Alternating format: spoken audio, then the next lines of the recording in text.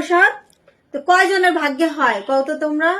তো মা কীর্তনে গেছিল, মায়ের কইছে যে আমার লেগে প্রসাদ নিয়ে আইবা।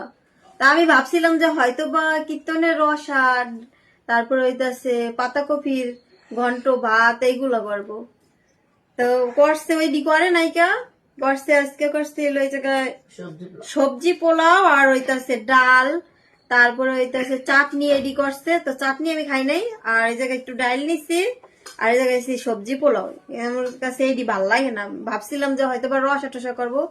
আমার ওই কীর্তনের রসা বা এই নিরামিষ রসা টসা আমার কাছে অনেক ভাল লাগে, ফুলকপির রসা। তো ওডি করে নাই, এই যে সবজি পোলাও করছে।